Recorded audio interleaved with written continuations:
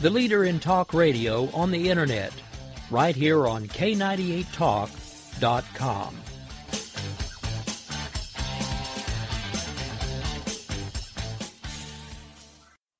If you want to work until you keel over, have less of everything in retirement, or give back more of your hard-earned money to the stock market again, then just ignore me. But if you'd like to protect the money you save, receive a steady, predictable retirement income, and enjoy financial security for as long as you live, then listen to this. You can download a free report that reveals the wealth-building secrets Wall Street and the banks don't want you to know. You'll learn how you can get guaranteed growth, safety, and real prosperity without risking your money in the Wall Street casino, and how to get the money you need when you need it, simply by asking for it. This is the best way to have a 100% secure retirement and know your money will last as long as you do. To learn more about this method and to get your free report, go to 29security.com. That's the number 29security.com. 29security.com. Go to 29security.com.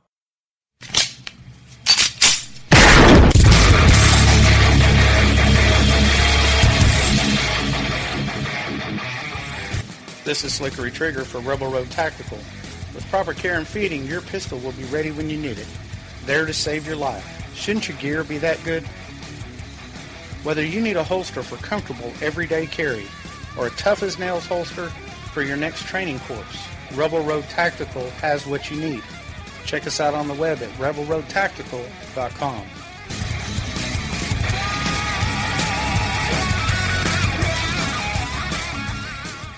Tired of paying outrageous prices for Viagra? Well, we have great news for you. Now you can finally get Viagra at huge discounts. Healthy Man allows you to save up to $500 on Viagra. Why pay U.S. pharmacy prices of $15 per pill or more when you can get Viagra for less than $3 a pill? Call today and get 40 Viagra pills for only $99. This can cost as much as $600 at your local pharmacy. You can't afford not to call us. If you want Viagra at the lowest prices, never pay $15 a pill pharmacy prices again. Get Viagra for less than $3 a pill. Call 1-800-516-7602 today and save up to $500 and get 40 pills for just $99. Healthy Man is fast, easy, and affordable. Operators are waiting at 1-800-516-7602 to take your call right now. Call 1-800-516-7602. That's 1-800-516-7602. Again, 1-800-516-7602. In these uncertain economic times, you've got to do whatever you can to save money. One of our biggest expenses can be our cars, especially when unexpected repair bills hit. Not anymore. If you own a vehicle with less than 130,000 miles, is less than 12 years old, has a warranty about to expire, or even no warranty at all, you could stop paying for car repairs. Roadside assistance, towing, and rental coverage are all included. Don't wait for the next repair. Make one free call right now to see if you qualify. If your vehicle is less than 12 years old, has less than 130,000 miles, even if it's out of warranty, paying for car repairs can become a thing of the past. Call us right now and get your car protected before your next repair bill hits. Get protection and no more repair bills. Call 800-696-1030. Again, 800-696-1030. That's 800-696-1030. 800-696-1030.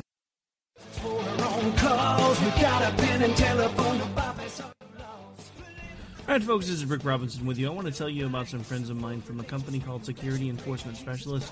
When I ran my security agency for 12 years, I worked with one of these partners on a daily basis. He's been involved in this agency now, and with his other partner, they do have over 30 years of experience in the private security industry. If you own a business and you need someone to keep you or your customers or residents safe, then I highly recommend contacting Security Enforcement Specialists today. Give them a call at 405-703-1796. Again, that's 405-703-1796. Again, tell them Rick from K98 Talk sent you. Like I said, if you need the help, they are here for you. So make sure that you go look them up, check them out, and see what they can do. The wrong way. Welcome to the place.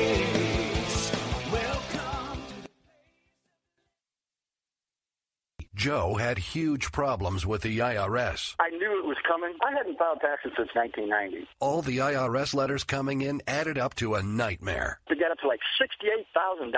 My heart started beating fast. It's like, there's no way, man. I mean, I ain't going to be able to do this. Then they stopped his paycheck. So that's when I started making phone calls and found U.S. Tax Shield. U.S. Tax Shield went to work immediately. They just took the bull by the horns. What blew my mind is he called the IRS right then and there. So why is U.S. Tax Shield A+ rated with the Better Business Bureau? Joe knows. They saved me a ridiculous amount of money. If you owe more than $10,000 to the IRS or state, choose the company Joe chose, U.S. Tax Shield. It was the best decision I made. U.S. Tax Shield is the way to go. Life is good. Thank you, Lord.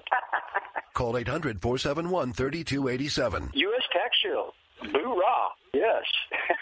800-471-3287. 800-471-3287. The Internet will never be the same. You're listening to K98Talk.com. Wow. Good God, y'all. What is it good for? Absolutely. Let's get started again.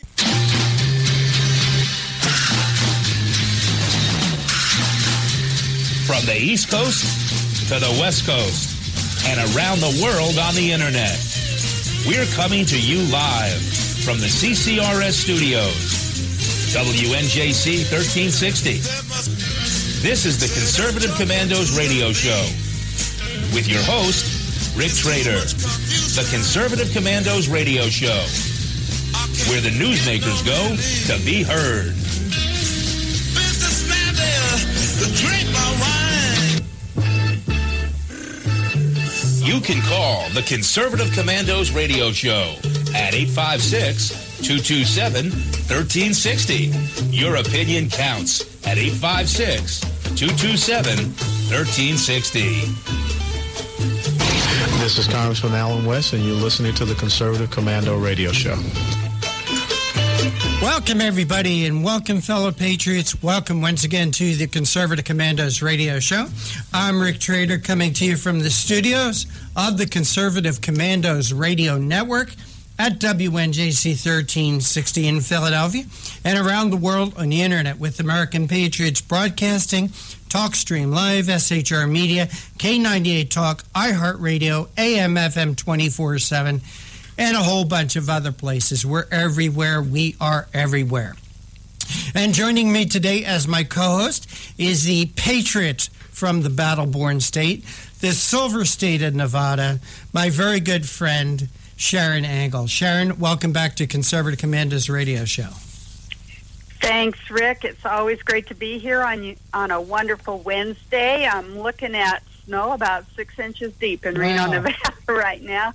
What, have you got the snow there? Or are you well, you know, here actually, now. Actually, our snow is just about all gone where we are at right now. We didn't get as many other areas in this around here. We got about a foot, where other places not too far from here got like 2 feet. So our snow is just about gone, except where it's been piled up by the snowplow. But this is a very wet Wednesday for we, the people here on the East Coast. I would rather be where you're at. I'd rather have 6 inches of snow than all this rain. No, well, we have those 360 sunshiny days a year, so the sun is shining, the snow is on the ground. That's just the way it is. Well, Sharon, so much, boy, I'll tell you, so much has happened in the last week since you and I were last on together. We didn't do a show last week, did we? You were busy. Did we do a show last week?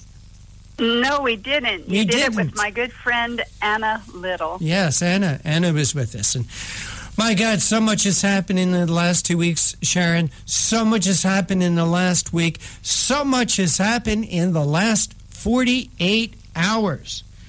And I wanted to get your opinion on Ted Cruz's triumph in the Iowa caucuses. I know you, as president of the National Association of Republicans, or National Federation of Republican Assemblies, your group have endorsed Ted Cruz. And by gosh, I think it was a minor surprise, a minor upset, because all the polls had Donald Trump winning the morning of the caucuses. They had Donald Trump winning But Ted Cruz actually won by a pretty nice margin. Well, that's right, and we were proud of Ted Cruz at the NFRA until we started to hear about the dirty tricks that went on in the background. And, of course, anytime there's not a fair fight, we as Americans really get our back up, don't we, when we think that it hasn't gone fairly. We really were expecting Ted Cruz to win Iowa just because of the nature of Iowa voters. We expect him to do well in South Carolina and Florida and on Super Tuesday because of the nature of Southern voters. But, there's this little cloud now hanging over the Iowa campaign, and it kind of sullies the thing, doesn't it? Well, it does a little bit, but let me ask you this question, Sharon. You were involved in a very heavy campaign battle in 2010 when you run for the U.S. Senate against Harry Reid in Nevada.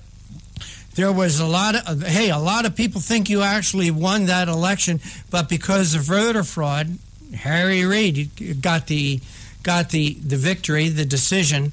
But isn't that politics? Is dirty pool part of politics? I think we've had this since the creation of our country. You can go back hundreds of years and see dirty politics. Isn't that the nature of politics?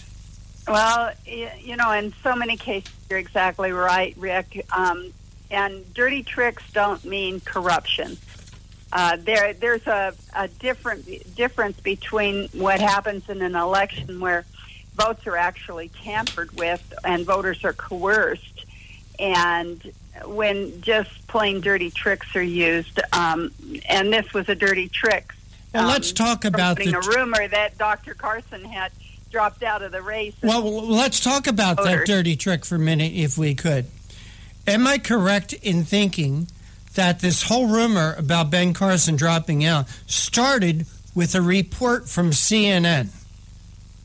That's correct, and it looks like it was not only Cruz but Rubio. Right. Were perpetuating the rumor and confusing the voters. So it was everybody ganged on, Well, I could see, Sharon, that when this rumor came out from CNN, which is supposed to be one of these reliable news sources, I could see the other campaigns jumping on this. I could see how that would happen. I can see how that mistake happened. This rumor didn't originate within the Cruz or Rubio camp. This report started with a CNN report. And obviously, then, the other campaigns jumped on it. Should they have asked for confirmation? I don't know. But this is politics. A lot dirtier things have been done in politics.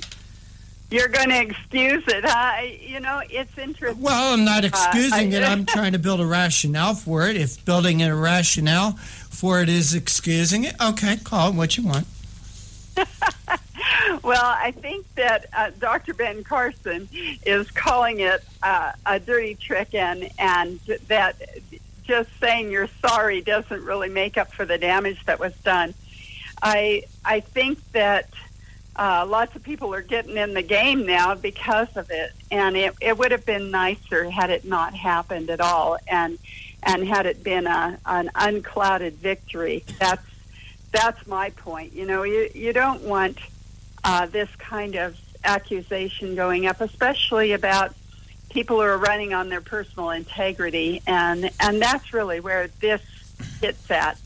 When you do a dirty trick like this, when you don't check your sources, when you really take advantage of something rather than making sure that you're correct, it does say something about your integrity, and I think that's what's been damaged here is the integrity of the Cruz camp and also the Rubio camp for perpetuating this. And of course, we know that CNN has no integrity, so we're not even going to go there. But when you get rumors that are perpetuated by a news source that most everyone knows is fairly unreliable. I think it really is incumbent on you to check that out before you put it forward. Mm-hmm. Sharon, do you think that this story is going to have legs, or will it be gotten in the 48-hour news cycle? I mean, okay, here we've got New Hampshire coming up. That's the big story. Then we've got South Carolina. Then we got this place out there called Nevada. We got Nevada is going to be having a primary race, and so you're going to have the candidates out your way. And so my question again is, do you think this story is going to have legs going into the future primaries, or is it going to be done with a 48-hour news cycle? Well, I think it gets legs only because it brings attention once more to the real problems that are happening in our elections all over the United States. People have given up on going to the polls because they really don't think that their vote counts. And one of the reasons they don't think their vote counts is because they think the elections are rigged. And here, that's exactly what Donald Trump is saying, that there was a rigging going on, that these dirty tricks, that this kind of stuff that went on is just part and parcel of a much bigger problem in the United States with the elections. Yeah. And people know that. And so that's the only thing that I'm thinking will get legs, is that they're... Well, let me ask you this, Sharon. Grab a hold and say, we told you so. Well, let me ask you this, Sharon. I also see this as a benefit to the Carson campaign, because it gives them something to talk about. They can go, oh, look what was done to me. Let me tell you a story. Happened to a very close personal friend of mine. Close personal friend of mine was running for the U.S. Senate. There was a show called The View. And on The View, there is this woman, Joyce Behar, who called my very close and dear friend the B word. And because of that, people rallied to my very close, dear personal friend and was flooded with campaign contributions. And then my very dear personal friend, the recipient of all these campaign contributions, notoriety coming from a national program, sent flowers to Joyce Behar. Joyce said, look what this B word did, sent me flowers, which meant more money coming into campaign of my very dear and close personal friend. Sharon Engel, did that happen to you? Yes, it did. And of course, that's the sign of an optimist always. Make the best out of bad situations. So I tell turn your liabilities into opportunities. So I tell Dr. Ben Carson, there you go, my friend. There's a shot in the arm. Maybe your campaign needed. Yeah, well, and I think there is something to that, because this is getting a lot of play. Rush Limbaugh had to talk about it. Sarah Palin had to talk about it. Conservative Commandos had to talk about it. And I don't think that Carson has had this much press. No. 2 weeks. He needed it. His campaign was dying on the vine. It really was. Hey, Sharon, we're up against the break, and you are listening to the Conservative Commandos radio show with Sharon Engel and Rick Trader, coming to you from the studios of the Conservative Commandos radio network at WNJC 1360, our flagship station in Philadelphia, South Jersey, Northern Delaware, and around the world on the internet with American Patriots Broadcasting, TalkStream Live, SHR Media, K98 Talk, iHeartRadio, AM, FM 24/7, whole bunch of others. Today's show is brought to you by the First Amendment, protected by the Second. Don't go away. Sharon and I will be right back, and we'll talk about our guest.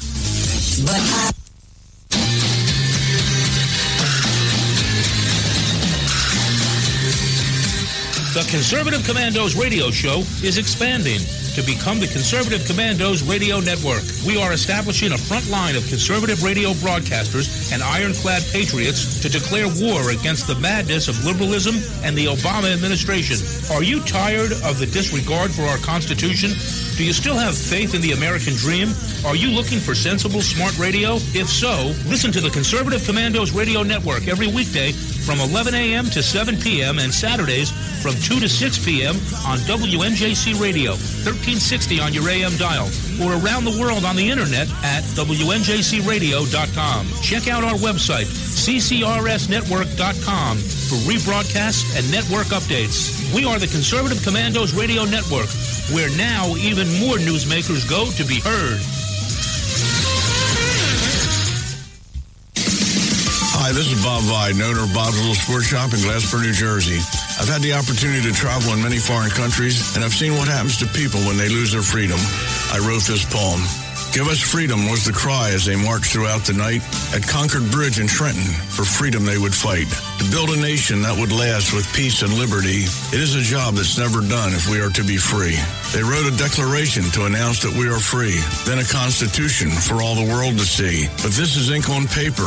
We must make it last. It must always be defended, and that is quite a task. Today the battle rages for freedom in our land. To save our constitution, we all must take a stand. We must stand up for freedom in our actions every day, and you can stand up with us. Join the NRA. This is Bob Biden of Bob's Little Sports Shop in Glasper, New Jersey. You may call us at area code 856-881-7575 or visit us online at bobslittle.sportshop.com.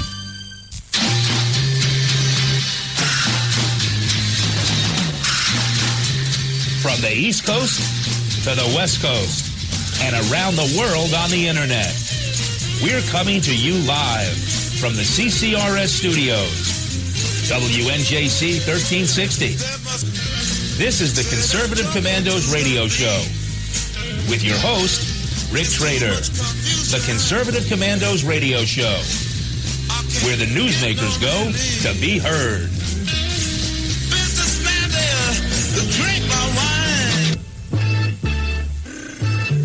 You can call the Conservative Commandos radio show at 856-227-1360. Your opinion counts at 856-227-1360. This is Congressman Alan West, and you're listening to the Conservative Commando Radio Show.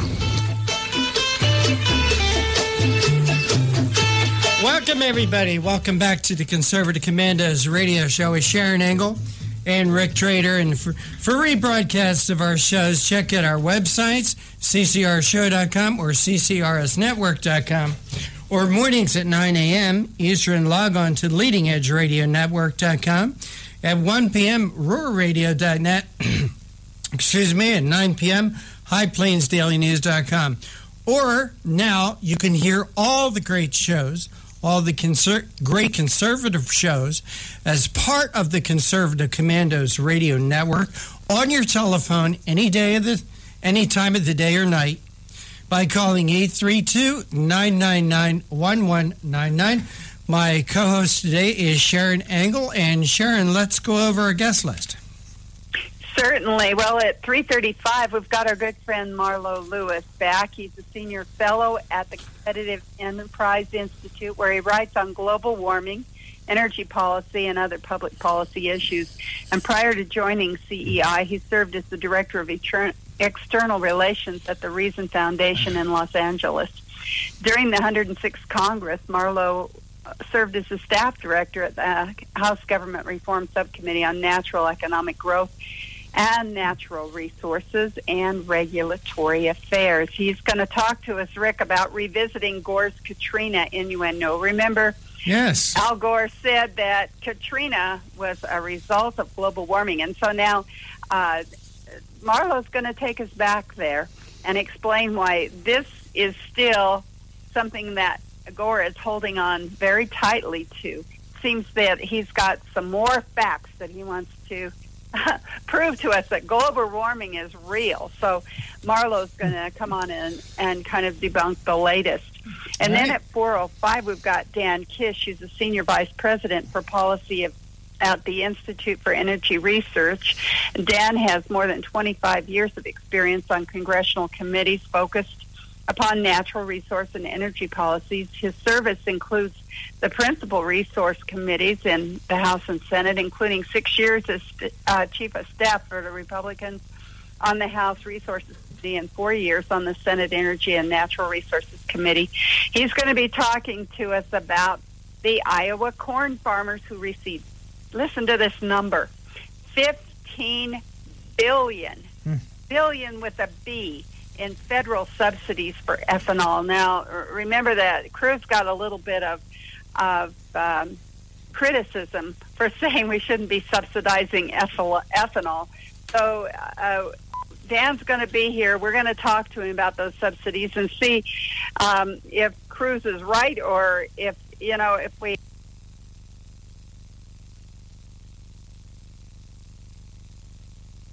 the answer.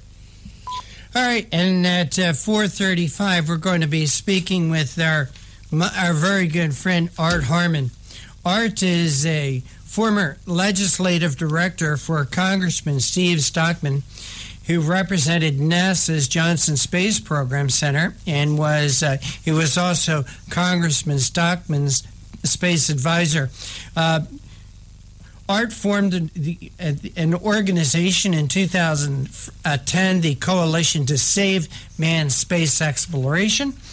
And so Art is going to be joining us to talk about the Iowa caucuses and his observations, and moving on to New Hampshire. So Art Harmon will be joining us at 4:35.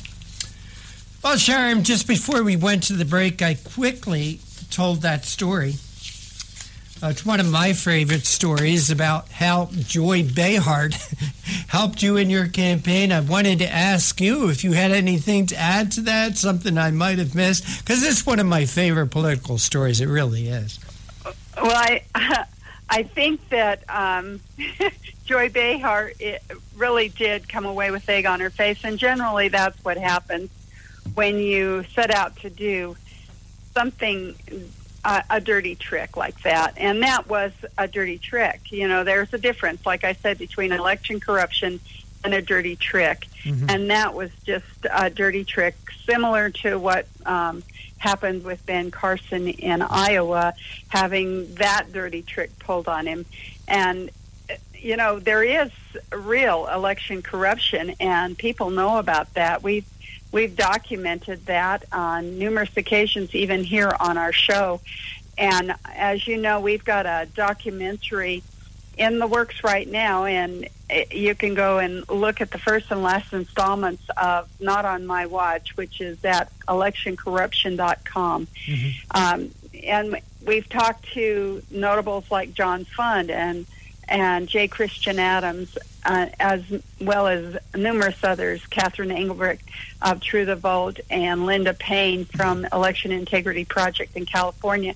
And they all tell stories of the things that have happened in elections that we know, as you pointed out, have been going on since we've been having elections in the United States. And some of the more notorious things, of course, are Lyndon B. Johnson registering all the dead folks and all the people in the cemeteries to vote in Texas. So we know that it goes on. We know that it causes cynicism among voters, but we have to be careful, what we call fraud and what we call dirty tricks and what we call just plain corruption of the election. So there is a difference. Fraud, of course, is a crime, and needs a criminal charge, and so often these folks that are perpetrating this kind of corruption within our elections never get charged.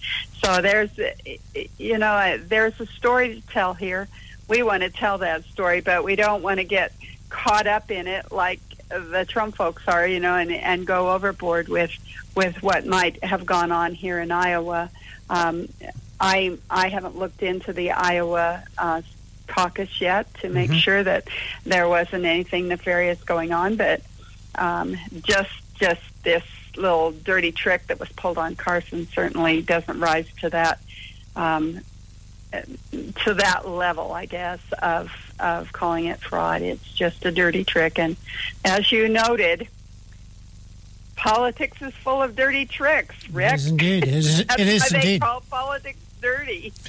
Well, Sharon, I've watched the first segment of your documentary. I found it very interesting and very well done. And as you and I have been speaking here, I got an email that popped up, and this is a latest Rasmussen poll. 81% believe that government is corrupt. There you go. Yeah. Well, and you know, if government money is corrupt, that means that there are people in government that are corrupt, because it's not the institution that's necessarily corrupt, but the people within that institution that make it corrupt. Mm-hmm. And when you have corrupt politicians, they're going to corrupt even your system of voting. So it really becomes a trial for the American people to even believe that their vote counts. And that's really the basis of the cynicism in our country. We'd like to see people get out to vote, and I think we saw that in Iowa. You know, Rick, I agree. Those that agree with you and I that we need to be voting our values when we go to the polls, they really turned out in force in Iowa. They expected about 120,000 at the caucus, and I believe they got 180,000. And most of these 60,000 new voters said they came to vote their values.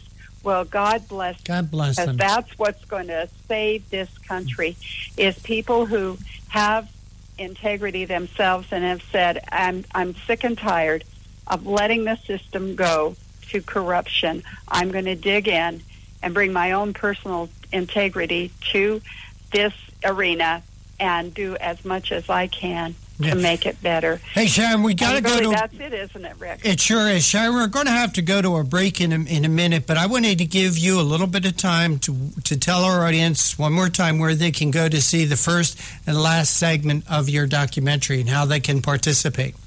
Yeah, it's just www.electioncorruption.com. Electioncorruption.com. All right, Sharon, and you are listening to the Conservative Commandos radio show with Sharon Engel and Rick Trader, coming to you from the studios of the Conservative Commandos radio network at WNJC 1360 in Philadelphia, and around the world on the internet with American Patriots Broadcasting, TalkStream Live, SHR Media, K98 Talk, iHeartRadio, AM, FM 24/7, whole bunch of others. Don't go away. On the other side, we're going to be speaking with Marlo Lewis from the Competitive Enterprise Institute. Be right back. I really don't care. That's my prerogative. They say I'm messy, but I...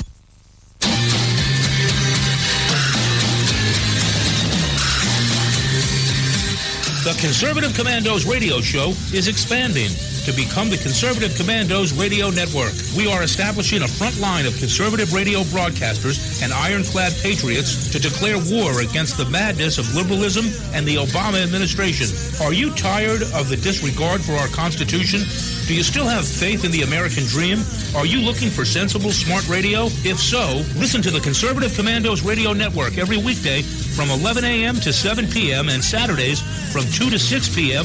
on WNJC Radio, 1360 on your AM dial, or around the world on the internet at WNJCradio.com. Check out our website, ccrsnetwork.com, for rebroadcasts and network updates. We are the Conservative Commandos Radio Network, where now even more newsmakers go to be heard. Hi, this is Bob Vide, owner of Bob's Little Sports Shop in Glassboro, New Jersey. I've had the opportunity to travel in many foreign countries, and I've seen what happens to people when they lose their freedom. I wrote this poem. Give us freedom was the cry as they marched throughout the night. At Concord Bridge in Trenton, for freedom they would fight. To build a nation that would last with peace and liberty, it is a job that's never done if we are to be free. They wrote a declaration to announce that we are free, then a constitution for all the world to see. But this is ink on paper. We must make it last. It must always be defended, and that is quite a task. Today the battle rages for freedom in our land. To save our Constitution, we all must take a stand. We must stand up for freedom in our actions every day, and you can stand up with us. Join the NRA. This is Bob Biden of Bob's Little Sports Shop in Glasper, New Jersey. You may call us at area code 856-881-7575 or visit us online at bobslittle.sportshop.com.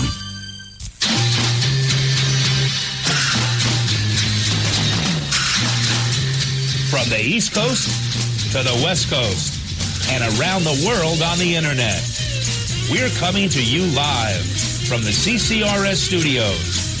WNJC 1360. This is the Conservative Commandos radio show with your host, Rick Trader. The Conservative Commandos radio show, where the newsmakers go to be heard.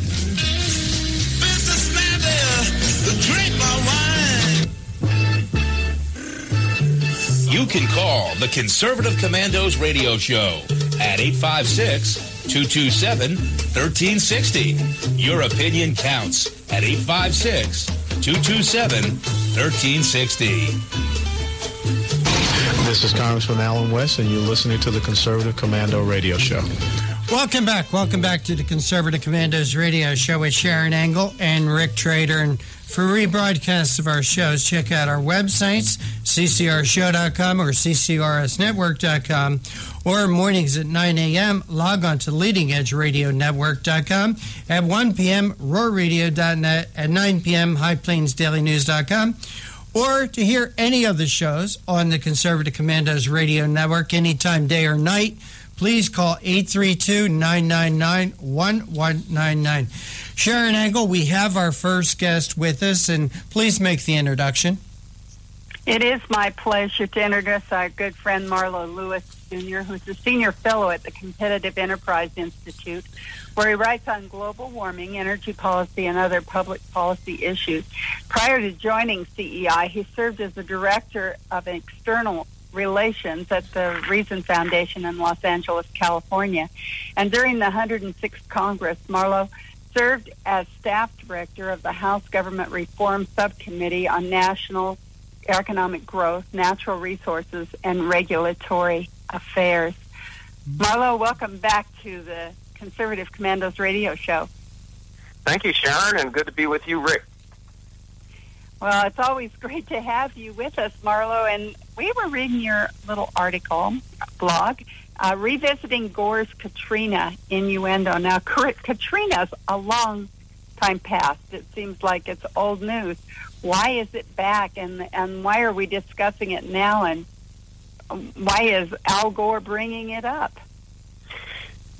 Yes, well, last year was actually the 10th anniversary of Hurricane Katrina, and there was a flurry of commentary and reporting about the storm, about especially in relation or possible relationship to global warming, as well as just human interest stories about New Orleans. But the reason why I brought it up was that Phil Klotzbach, a hurricane scientist at Colorado State University, and Chris Landsea, what a wonderful name for a hurricane scientist, right? Chris Landsea of NOAA, the federal agency, came out with a report that revisited a study to which Al Gore alluded. He didn't actually name it by name. I did a full a book-length critique of Al Gore's movie, An Inconvenient Truth, and one of the challenging things in trying to write a commentary on Al Gore's movie was that he would allude to scientific studies without naming them, and so you had to kind of figure out, well, what's he talking about? But anyway, there was a study that came out right before Gore's movie, An Inconvenient Truth, by a scientist at Georgia Tech University and some colleagues. His name was Peter Webster, and it was a very good study. I have no quarrel with the study, but what he found was that during 1970 to 2004, there seemed to be an increase in the number and percentage of very strong hurricanes in the world. These are the Category 4 and 5 hurricanes. And so Al Gore immediately seized on this and said, aha, that's because of global warming.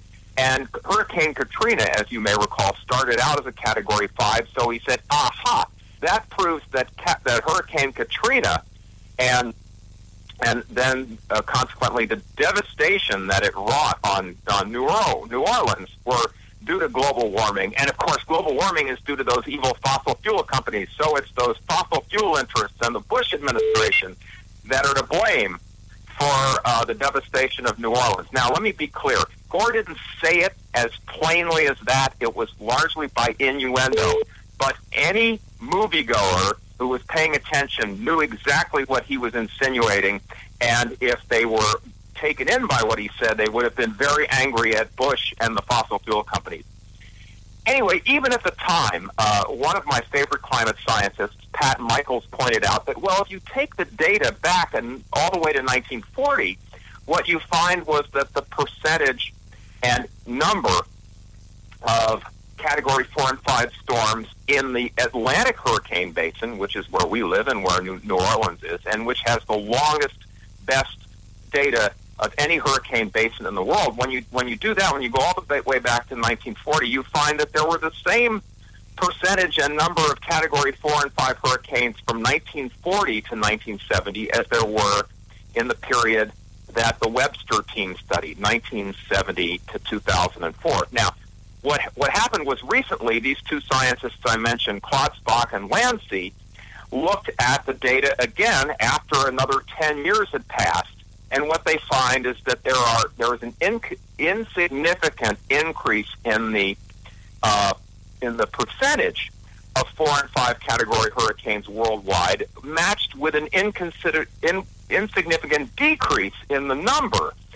But that if you look at what really matters, which is the overall amount of hurricane energy or wind energy released by hurricanes, it's called accumulated cyclone energy. And that's a measure of how powerful any individual hurricane is, but also you can use it as a measure for how powerful all hurricanes in a particular season are.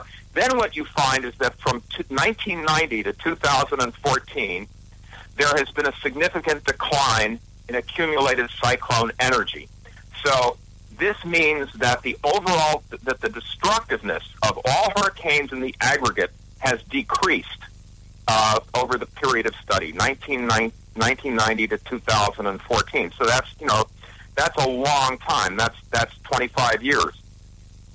So global warming is not. There's still no evidence, in other words, that global warming caused Hurricane Katrina. Now, that's a real inconvenient truth for Al Gore, isn't it, Marlo? It certainly is. The truth is always inconvenient when it doesn't fit your purposes. Well, that's correct. That's correct. And what really bugged me about Gore's film was that he used science or misused science in order to attack political adversaries and advance a political agenda. But the only reason why he could almost get away with it was that he pretended that he was simply speaking on behalf of science and not for the sake of a political agenda. It's one of the oldest tricks in the book. You pretend that you're above politics in order to give yourself the authority to influence politics. It's the reason why the pharaohs of old claimed that they were descendants from the sun.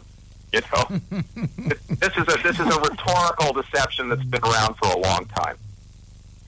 Well, and I think the more inconvenient truth of all is that none of us are in charge of the weather. Isn't that true, Marlo? I mean, this is, we even call it in insurance circles, acts of God. So if they're acts of God, how can we be responsible for these things? And there doesn't seem to be much truth that any of this is man-caused. How do they make that connection then between something like a hurricane, like Katrina, and calling it related to man-caused? That just escapes me. Do you understand their reasoning? Yes. Well, I mean, the thing is that climate is just average weather over time, and weather is affected by the temperature of different parts of the planet in relation to each other. So it is theoretically possible that there is already some effect on the weather from the gradual and, I would say, modest increase in global temperatures since 1880 or since 1950.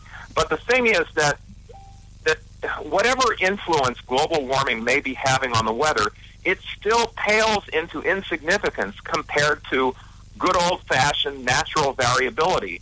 And so even in the climate models that attempt to calculate the effects of global warming on hurricanes, for example, some of these models say, well, it'll actually lead to a decrease in the frequency or power of storms.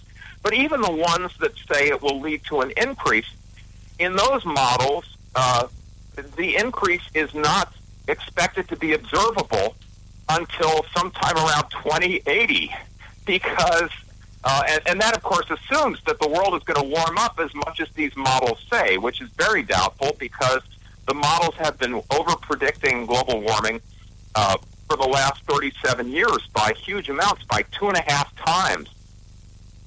So, but I mean, so there is some theoretical plausibility to this. I don't say that it's just pure nonsense. But when you claim that this gradual increase that we've seen in global temperatures, or when you claim that carbon dioxide emissions itself is some kind of control knob for the global climate, at such to the point where you can actually attribute particular weather events to man-made global warming, that is nonsense, and that is just pure hogwash. Oh, I'm so glad that you're telling the truth to us, Marlo. We want to talk to you a little more about this truth after our break. Can you stay with us? I can.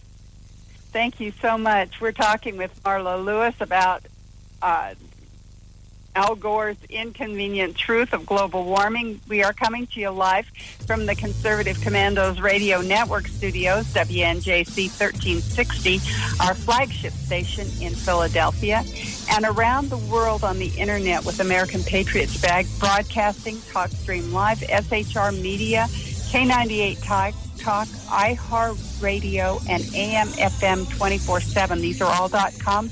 We'll be right back with Rick Trader and myself, Sharon Angle, and our guest, Marlo Lewis, right after this break. They say I'm crazy. I really don't care. That's my prerogative. They say I'm nasty, but I...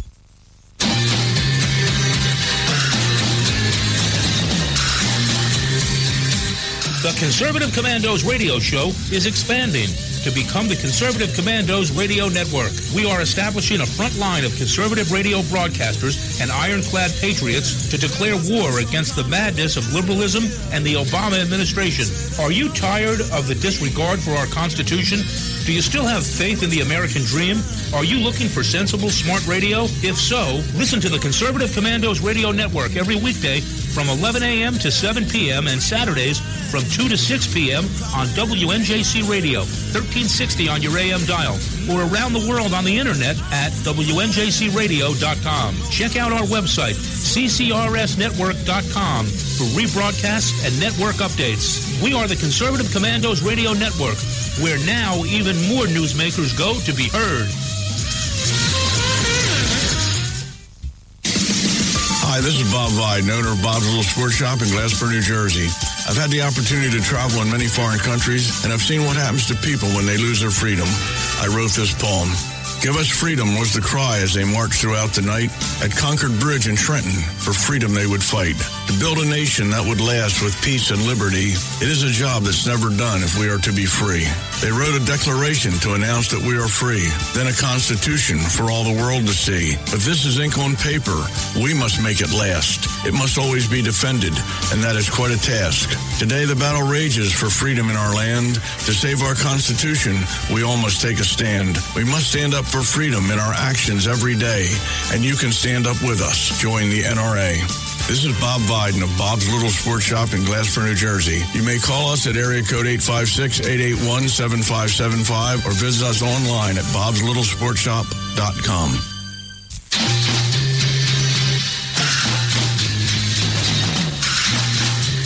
From the East Coast to the West Coast, and around the world on the Internet. We're coming to you live from the CCRS studios. WNJC 1360. This is the Conservative Commandos radio show with your host, Rick Trader. The Conservative Commandos radio show, where the newsmakers go to be heard. Businessman there, drink my wine.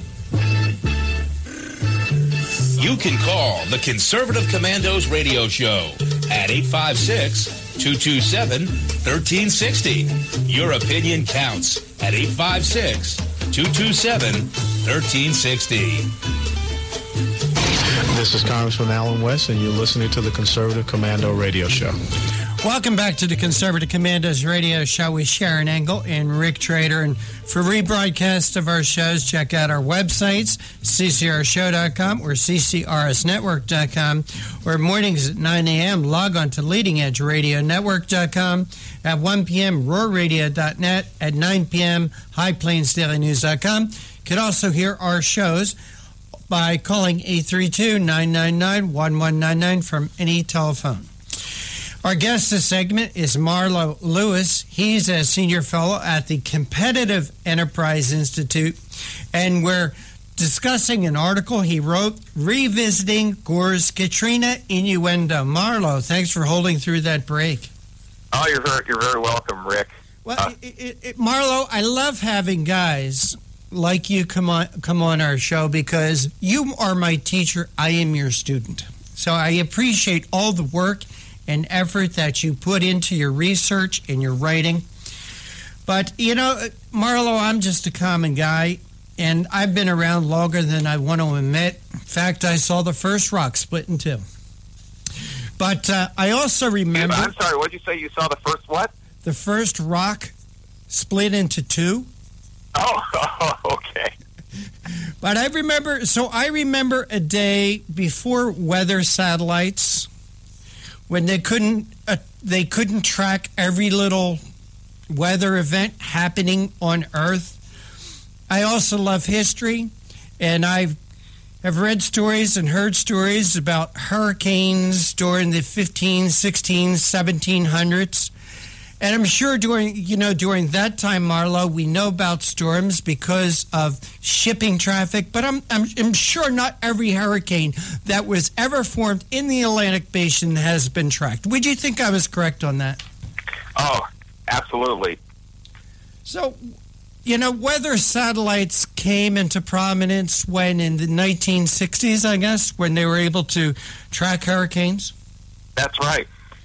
And even with all these satellites and all this technology and all these computers, Marlo, it makes me go back to just a few years ago. We had a hurricane form, Hurricane Sandy. And I can remember just 1 week before Hurricane Sandy hit, of the 16 major weather models that were predicting the path of Sandy, only one of them had it correct. See, you're teaching me. I did not know that. Yeah. Only the European model had Hurricane Sandy making a left-hand turn and smacking New Jersey in the nose. All the other models, and this was a week before Hurricane Sandy hit, all the other weather models had her going out to sea. So it's interesting, Marlo, with all this technology, with all these computers, with all these programs, with all this science, that they still can't get it right. Yet they're predicting what's going to happen 10 years from now, 100 years from now. It cracks me up, Marlo. Got to be honest. Yeah, it makes me, the hubris of it all makes me laugh as well, or at least chuckle. One of the things that's interesting is that it's now, I think, going on 11 years that there has been no major hurricane landfall in the United States, and that includes Sandy, which was only a Category 1 hurricane when it was out in the Atlantic, and by the time it made landfall, it was downgraded to a tropical storm. It was exceedingly powerful because of its area, but if you're just talking about its wind speed, it was not a major hurricane. which is Category 3 through 5. And so this is really fascinating that we actually do have pretty good records for the Atlantic seaboard that go back to about 1850. And this is the first time since 1850 that there has been a period of roughly 11 years without a major hurricane strike on the land mass of the continental United States. And the odds of that happening are just, I mean, I've forgotten, I wish I had the study in front of me, but it was like one out of every 300 years we should expect to see such a gap. They call it a major hurricane drought. And of course, this is the time when allegedly we're at, the world is frying because of global warming. And so how many computer models do you think predicted that all of these, I mean, there have been major storms, but they all missed the coast of the United States? How many models do you think predicted that for 11 years, all of these hurricanes that might have hit the United States took a right turn and went out to sea? I mean, I don't know, but I bet it's nowhere near the majority of them. Well, also, I remember about 11 or 12 years ago, the state of Florida was hit like with 5 hurricanes in 2 seasons. Okay, and so now it's been like 11 years since a major hurricane has made landfall. Marlo, it's like the law of averages. These things work themselves, in my opinion, they work themselves out. They average out. But when you look at, you were talking, we have a pretty good record of hurricane activity going back to, say, 1850 on the Atlantic seaboard. Well, geologically, that is not even an eye blink. That's not even a speck of time. When you look at the Earth, the age of the Earth and how long it's been here, or even the time since our last ice age, 150 years is an eye blink when you look at that. You're absolutely right, and that's of course a major challenge that a lot of these alarmists don't acknowledge, which is, before you can measure climate change, you have to have a baseline. And but as you say, a real baseline should be should go back thousands of years, if not tens of thousands of years, rather than just since 1970, or 1950, because these are just, as you say, eye blinks, in the life of the climate system. And one other point that I want to bring up here, which I think is delightful, because I was just looking over what I had written about Gore's movie, about within a year of it. One of the things he said back in the movie, if people have seen it, was textbooks had to be rewritten in 2004. They used to say it's impossible to have hurricanes in the South Atlantic. But that year, for the first time, a hurricane hit Brazil. So I looked into this, and the hurricane was called Catarina, not Katrina, but Catarina with a C. And so, and our own, one of our own major climate organizations, the University Corporation for Atmospheric Research, wrote a report on this hurricane. And here's what happened: the ocean was colder than usual at this time. It was in December of 2004. And of course, Al Gore's whole theory is that global warming is warming up the ocean, and that's why we're seeing so many hurricanes like Katrina. Well, the ocean was cold, but the air was so much colder that there was enough of a differential between the air and the sea to cause the same kind of heat flux that generates hurricanes in warm oceans. Okay? Yeah. So if Hurricane Catarina was evidence of global warming, Al Gore would have to argue that global warming cooled down the water in the South Atlantic, but made the air even colder. Hey, Marla, we only have another minute of time, so please allow me to interject this. This season is an El Nino season. In other words, the water of the Pacific is warmer than usual. A lot of people are trying to say, oh, this is proof of global warming, climate change, or whatever they want to talk about. But have they ever looked at the internal heat engine of the core of the Earth as a possible link between that and the heating of the Pacific Ocean that causes the El Nino years?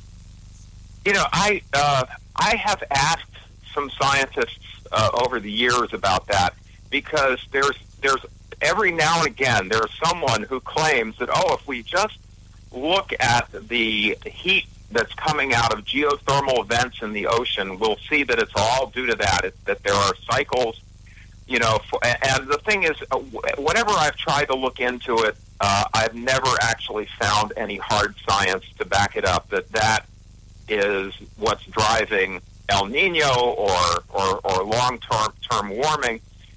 You know, now I'm not saying that I have proof that it's not so, but, you know, in science, what you try to find is positive evidence data that will back up a hypothesis, and to my knowledge, nobody's ever really produced that.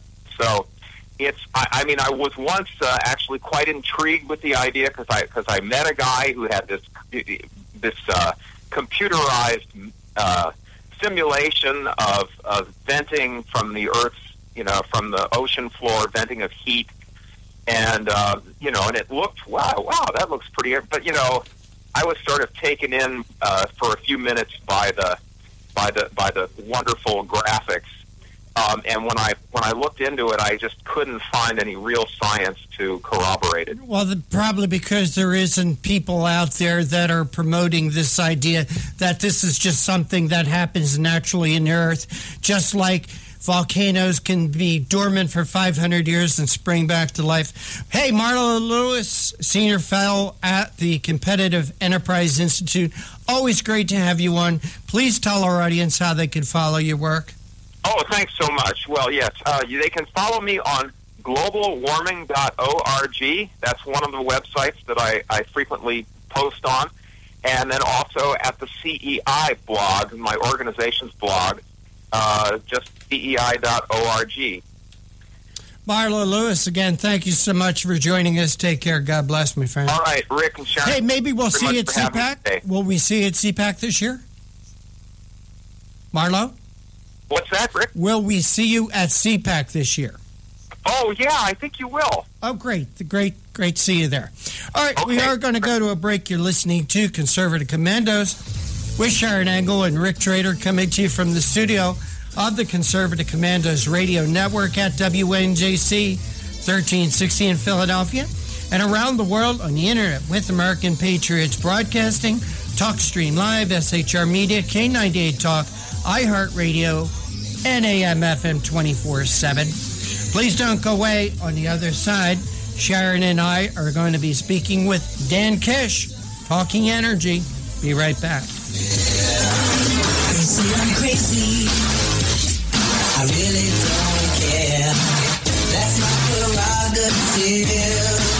They say I'm nasty, but You've heard Paul Delks playing the music on the Your Music Matters morning show. He is also an experienced mortgage loan officer working for U.S. Mortgage Corporation and assists homeowners navigate the reverse mortgage process. If you are finding yourself asking questions whether or not you set aside enough for retirement, Paul can sit down with you, your family, and your financial advisor and discuss how a reverse mortgage may be a valuable resource for your retirement plan. You will be responsible for paying your taxes and insurance, and the reverse mortgage can help with this and other expenses, such as home health care or other untimely bills. Put Paul's 20-plus years of experience to work for you, as choosing the right option for your situation can be critical. Call Paul at U.S. Mortgage Corporation at 877-213-9977. That's 877-213-9977. Or go to seniormatters.info for more information. U.S. Mortgage Corporation is a licensed mortgage banker in New Jersey, Pennsylvania, and Delaware, and an equal housing lender. NMLS number 3901. U.S. Mortgage Corporation is located at 201 Old Country Road, Suite 140, Melville, New York, 11747. This advertisement applies to first lien mortgages. Paul E. Dilks, NMLS is 485904. Hi, this is Bob Vide, owner of Bob's Little Sports Shop in Glasper, New Jersey.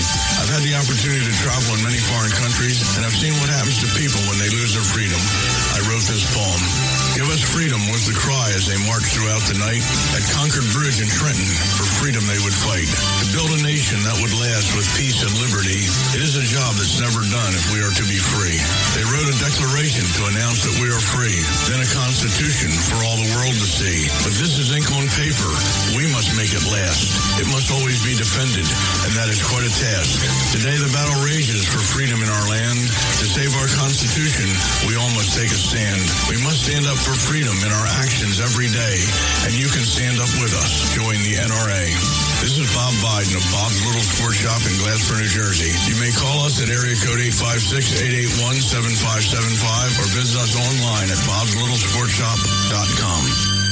What does it take to be the leader in production systems technology? To be the one company that solves production problems at any plant, for any product, and with any technology?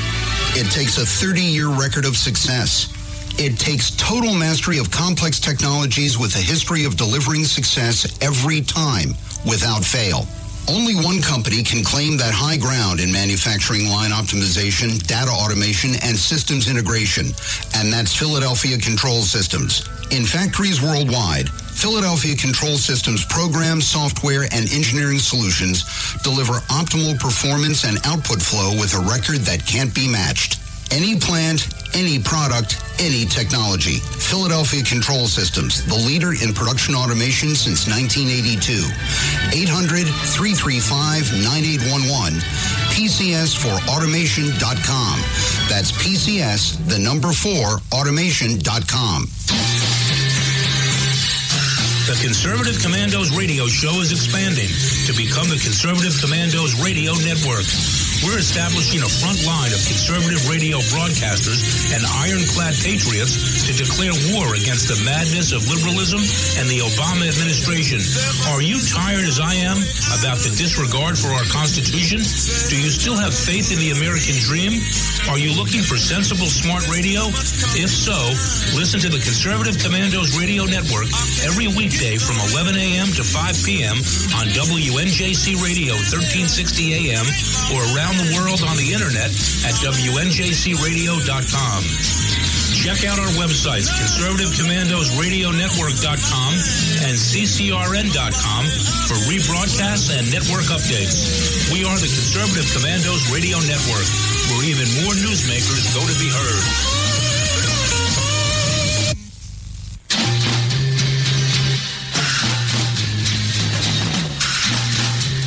From the East Coast to the West Coast and around the world on the internet, we're coming to you live from the CCRS studios, WNJC 1360. This is the Conservative Commandos radio show with your host, Rick Trader. The Conservative Commandos radio show, where the newsmakers go to be heard.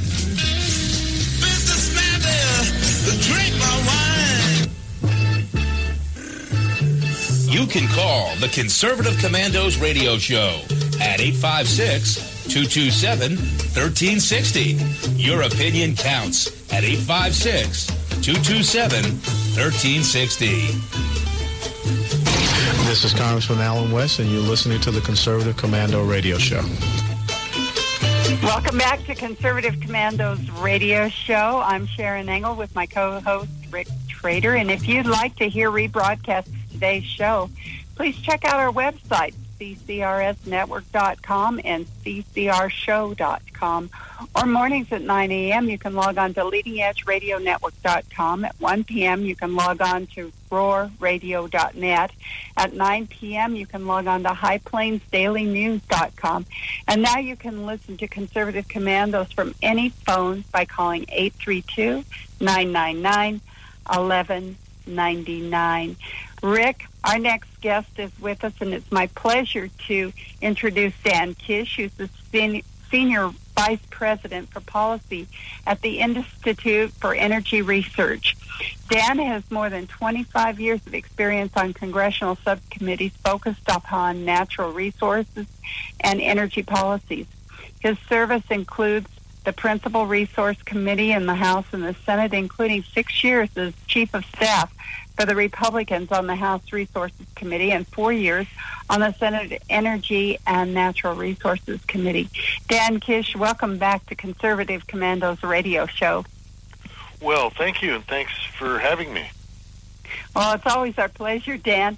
And it's especially our pleasure today because you're going to be talking about something that's actually been in the news and has created some controversy for the presidential candidates, and that is that Iowa corn farmers have received $15 billion in federal subsidies for ethanol production. How does that happen? Dan, give us a blow-by-blow on this. Well, see, we borrow the money from the Chinese and then promise them interest, and then we pay them back later. Hopefully before we run them out of money. Yeah, Sharon, you're absolutely right. I mean, what we saw in the Iowa caucuses this week was for the first time someone actually won the Iowa caucuses who said that the government should do away with its program. And the $15 billion, I should stipulate up front, we no longer have a direct financial subsidy. It used to actually be 41 cents a gallon, and then I think it went to 42 cents a gallon. But that was done away with a couple of years ago. And what they did instead was they forced us to buy it, forced free Americans to buy a product produced by taking corn and making it into ethanol, and put it in our tanks, whether we want to or not. And that's what Ted Cruz was talking about during the Iowa caucus, and he was under incredible fire from all angles, including the Republican governor of Iowa and Senator Bob Dole and all the rest, specifically because he said, in a free country, the government shouldn't be telling us what to purchase and put in our tanks. They shouldn't be doing this with anything, and that's what the issue was all about. Well, and I think that's true, and I think the Iowa voters really did turn out and say it is true. Now, could that be because there's more city dwellers in Iowa than there are on the corn farms, or and it has diluted the impact of that lobby, or do you think that people in Iowa are reflecting views that are held by Americans these days? Well, the most encouraging thing about this is that some of the counties where he got his strongest support were actually counties that are the biggest corn producers. And it may be that folks are finally saying, wait a minute, if the government can give you something and force somebody to buy something, then they can take it away too. And of course, that's one of the lessons that we should all know about both freedom and, our Constitution and the limits that we're supposed to be in there against government overreach, is that a government or a government that's powerful enough to give you something can take something away just as well, and including life and liberty and all the other things that are supposed to be protected under the Constitution. And so it may be that people are finally wising up to the fact that a program or a business, if I have a business that's totally dependent on the government for my future, that's probably not a good, I don't necessarily like that business model, because I don't know about you, but I sure don't trust the government. Well, and we've seen that happening in other industries. It's not just the ethanol industry. I know here in Nevada we have yearly smog checks, mandatory even on new vehicles, brand new vehicles. And we tried to get that reduced to just every other year, and on vehicles that were over 3 years old, because most people agree across the board, mechanics, everyone agrees that new vehicles just don't produce smog unless there's something radically wrong, and then you get that fixed. And there's just no sense in having to do those smog checks that often, if at all. And yet, because the government here in Nevada created the smog industry, if we did that, they were going to see such a high reduction in their profits that they would go out of business. And so we were lobbied extensively to vote no, and many legislators did vote no just because of the lobbyist pressure, not because the industry was needful, but because the industry required government to sustain itself. And we're just seeing that all over the country these days, where government actually creates industries that are not useful to people and really do cost us money. So it's an interesting thing that's going on in Iowa, and I was really interested to see this. And as you just reported, that even the Iowa corn growers themselves are now realizing that this is not a good thing for America to have government perpetuating subsidized industries. What do you think the future for ethanol will be after this? I mean, it kind of becomes obvious that they've lost some of their power. Perhaps. Yeah, they have, and part of it is just a growing realization that, like both of us said, there's a lack of faith that the government is going to do this, or that if something doesn't make economic sense, I mean, if your entire business is predicated upon the government forcing your neighbor to buy it, whether he wants to or not, that's problematic. And I think what's happening at the federal level is, because the amount of ethanol being required, what they did is when they switched from the taxes, or the tax credits, which are just payments, direct subsidies, a couple of years ago, and forced it into the fuel under a mandate. They did so with an increasing number of gallons that had to be purchased every year, and that number is now getting to such a high degree that it's beyond the 10% level of our gasoline. You'll notice on the typical pump it says 10%. This has 10% ethanol.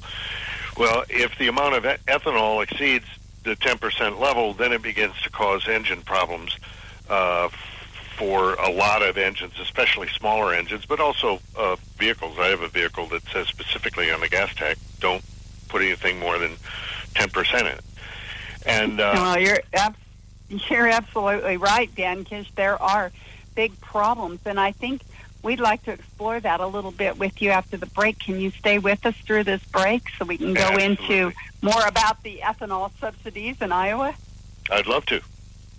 Great. We're coming to you live from the Conservative Commandos Radio Network studios, WNJC 1360, our flagship station in Philadelphia, and around the world on the Internet with American Patriots Broadcasting, TalkStream Live, SHR Media, K98 Talk, iHeartRadio, and AM/FM 24/7. All of those are .coms.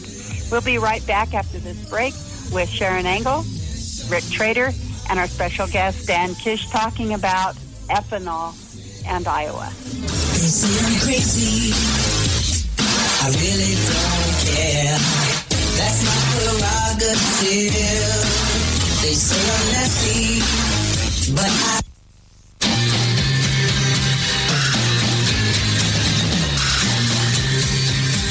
The Conservative Commandos radio show is expanding to become the Conservative Commandos Radio Network. We are establishing a front line of conservative radio broadcasters and ironclad patriots to declare war against the madness of liberalism and the Obama administration. Are you tired of the disregard for our Constitution? Do you still have faith in the American dream? Are you looking for sensible, smart radio? If so, listen to the Conservative Commandos Radio Network every weekday from 11 a.m. to 7 p.m. and Saturdays from 2 to 6 p.m. on WNJC Radio, 1360 on your AM dial, or around the world on the Internet at WNJCradio.com. Check out our website, ccrsnetwork.com, for rebroadcasts and network updates. We are the Conservative Commandos Radio Network, where now even more newsmakers go to be heard. Hi, this is Bob Vide, owner of Bob's Little Sports Shop in Glasper, New Jersey. I've had the opportunity to travel in many foreign countries, and I've seen what happens to people when they lose their freedom. I wrote this poem. Give us freedom was the cry as they marched throughout the night. At Concord Bridge in Trenton, for freedom they would fight. To build a nation that would last with peace and liberty, it is a job that's never done if we are to be free. They wrote a declaration to announce that we are free, then a constitution for all the world to see. But this is ink on paper. We must make it last. It must always be defended, and that is quite a task. Today the battle rages for freedom in our land. To save our constitution, we all must take a stand. We must stand up for freedom in our actions every day, and you can stand up with us. Join the NRA. This is Bob Biden of Bob's Little Sports Shop in Glasper, New Jersey. You may call us at area code 856-881-7575 or visit us online at bobslittle.sportshop.com.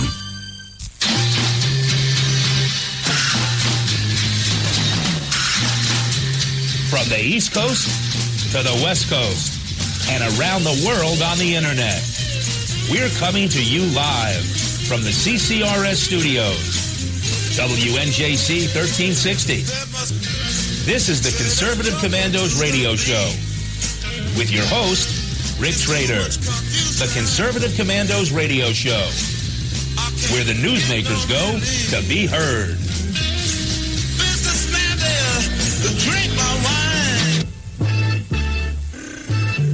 You can call the Conservative Commandos radio show at 856-227-1360. Your opinion counts at 856-227-1360. This is Congressman Alan West, and you're listening to the Conservative Commando radio show. You are listening to the Conservative Commandos radio show with Sharon Engel and Rick Trader, and for rebroadcasts of our shows, please check out our websites, ccrshow.com or ccrsnetwork.com. Also in the morning at 9 a.m., please log on to leadingedgeradionetwork.com. At 1 p.m., roarradio.net. At 9 p.m., highplainsdailynews.com. Or you can hear our show or all the shows associated with Conservative Commandos Radio Network from your phone at any time of the day by calling 832-999-1199. Our guest is Dan Kish. He's a Senior Vice President for Policy at the Institute for Energy Research. Dan, thanks for holding through that break. Great to talk with you again. Well, thanks, Rick. Thanks for having me. You bet, buddy. The Institute for Energy Research. Well, you guys must have been doing a lot of research because there certainly seems to be a glut of energy out there, my friend. Well, I'd like to take credit for it, but, you know, the reason there's a glut of energy is because the United States private sector went out, despite the government that is fighting them at every turn, and figured out a better way to produce oil and gas, and it changed the world, even though the president told us, you know, back when folks were saying drill, baby, drill, and all that stuff. You remember him saying, "Yep, won't make a difference. You can't make the price of gasoline go down."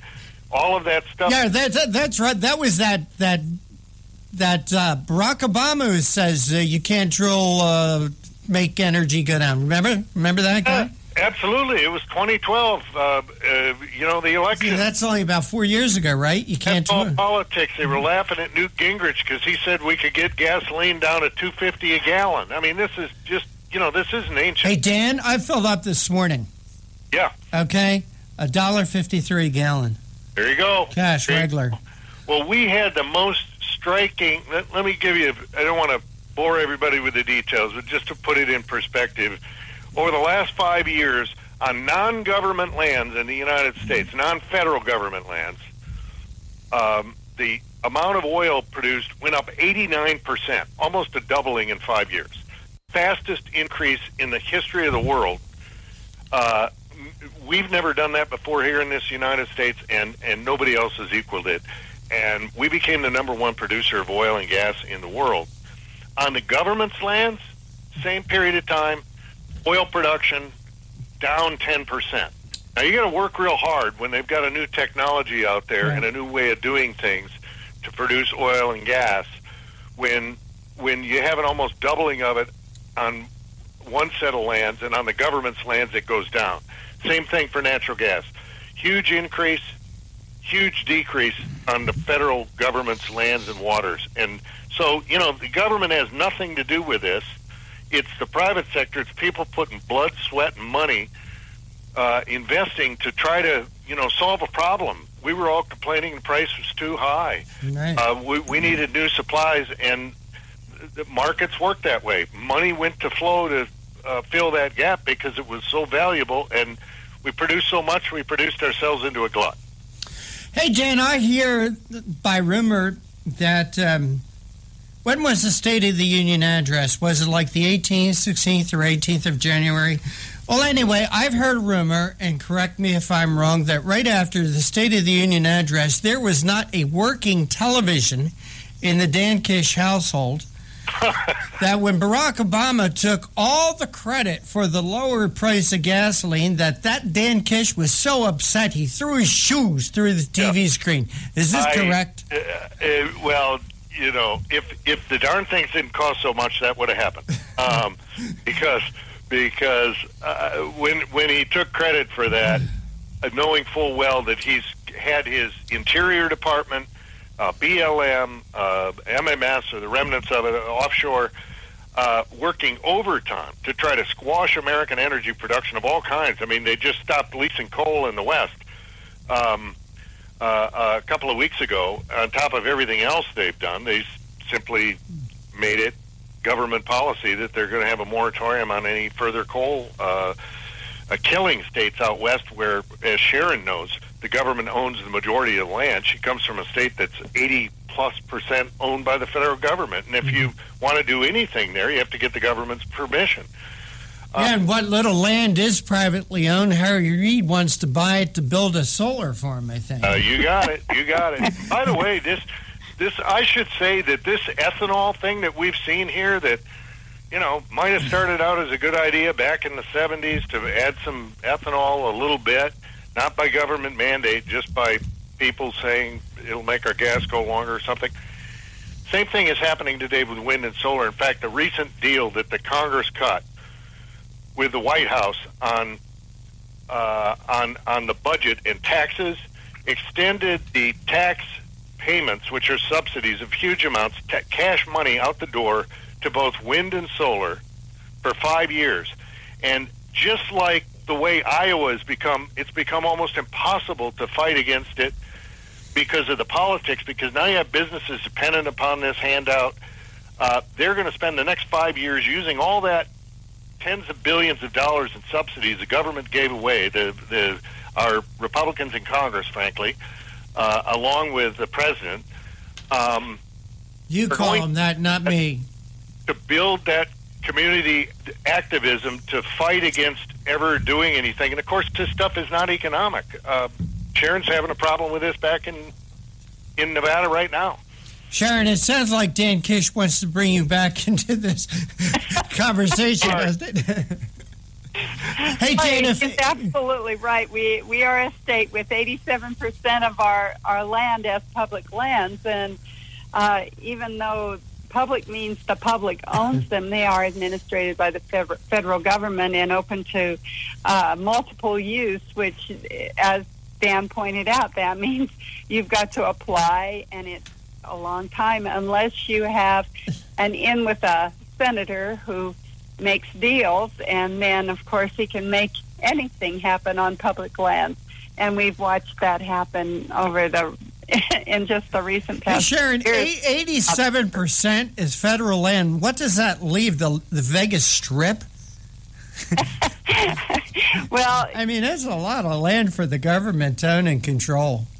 Well, some of it we don't want back. You know, the test site, for instance, you know, they've been dropping bombs there for over 60 years, and that's not something that you and I would really like to have as part of the tax rolls, I don't think. Hey, Sharon and Dan, if I could interrupt, Sharon, I wanted to ask Dan, okay, we're through Iowa now.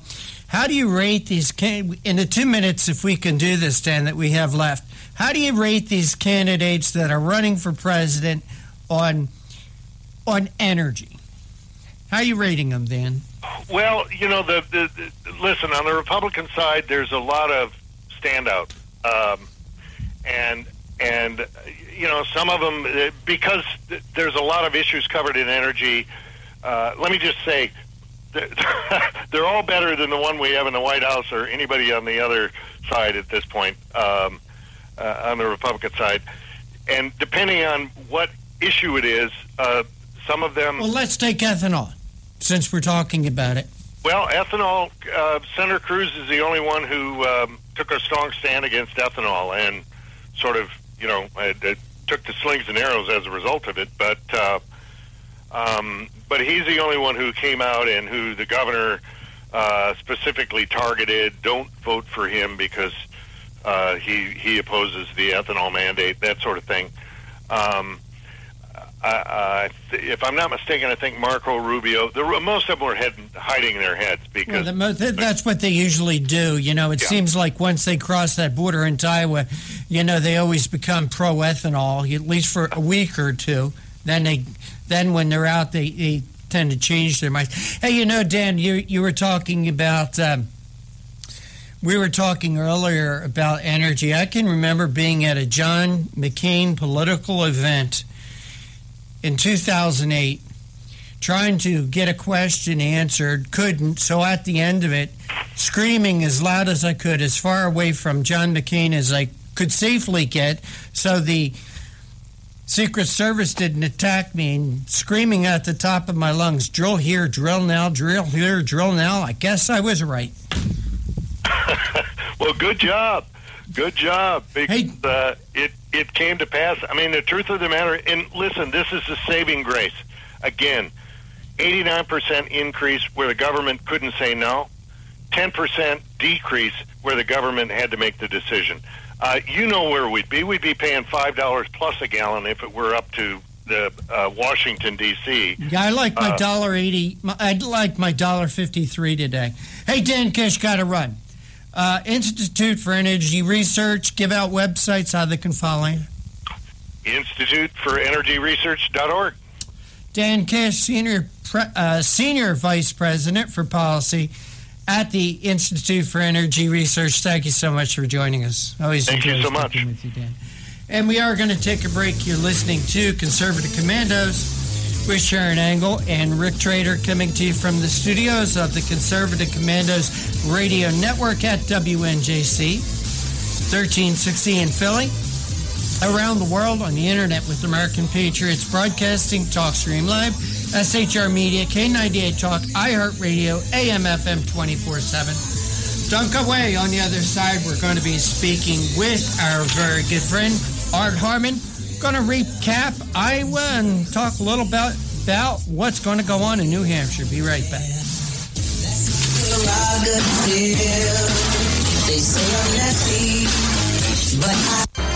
You've heard Paul Delks playing the music on the Your Music Matters morning show. He is also an experienced mortgage loan officer working for U.S. Mortgage Corporation and assists homeowners navigate the reverse mortgage process. If you are finding yourself asking questions whether or not you set aside enough for retirement, Paul can sit down with you, your family, and your financial advisor and discuss how a reverse mortgage may be a valuable resource for your retirement plan. You will be responsible for paying your taxes and insurance, and the reverse mortgage can help with this and other expenses, such as home health care or other untimely bills. Put Paul's 20-plus years of experience to work for you, as choosing the right option for your situation can be critical. Call Paul at U.S. Mortgage Corporation at 877-213-9977. That's 877-213-9977. Or go to seniormatters.info for more information. U.S. Mortgage Corporation is a licensed mortgage banker in New Jersey, Pennsylvania, and Delaware, and an equal housing lender. NMLS number 3901. U.S. Mortgage Corporation is located at 201 Old Country Road, Suite 140, Melville, New York, 11747. This advertisement applies to first lien mortgages. Paul E. Dilks, NMLS is 485904. Hi, this is Bob Vide, owner of Bob's Little Sport Shop in Glasper, New Jersey. I've had the opportunity to travel in many foreign countries, and I've seen what happens to people when they lose their freedom. I wrote this poem. Give us freedom was the cry as they marched throughout the night.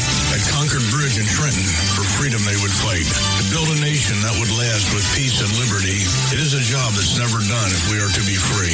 They wrote a declaration to announce that we are free, then a constitution for all the world to see. But this is ink on paper. We must make it last. It must always be defended, and that is quite a task. Today the battle rages for freedom in our land. To save our Constitution Constitution, we all must take a stand. We must stand up for freedom in our actions every day, and you can stand up with us. Join the NRA. This is Bob Biden of Bob's Little Sports Shop in Glasper, New Jersey. You may call us at area code 856-881-7575 or visit us online at bobslittle.sportshop.com. What does it take to be the leader in production systems technology? To be the one company that solves production problems at any plant, for any product, and with any technology? It takes a 30-year record of success. It takes total mastery of complex technologies with a history of delivering success every time, without fail. Only one company can claim that high ground in manufacturing line optimization, data automation, and systems integration, and that's Philadelphia Control Systems. In factories worldwide, Philadelphia Control Systems programs, software, and engineering solutions deliver optimal performance and output flow with a record that can't be matched. Any plant, any product, any technology. Philadelphia Control Systems, the leader in production automation since 1982. 800-335-9811. PCS4automation.com. That's PCS, the number 4, automation.com. The Conservative Commandos radio show is expanding to become the Conservative Commandos Radio Network. We're establishing a front line of conservative radio broadcasters and ironclad patriots to declare war against the madness of liberalism and the Obama administration. Are you tired, as I am, about the disregard for our Constitution? Do you still have faith in the American dream? Are you looking for sensible, smart radio? If so, listen to the Conservative Commandos Radio Network every weekday from 11 a.m. to 5 p.m. on WNJC Radio 1360 a.m. or around the world on the internet at WNJCradio.com. Check out our websites, ConservativeCommandosRadioNetwork.com and CCRN.com for rebroadcasts and network updates. We are the Conservative Commandos Radio Network, where even more newsmakers go to be heard.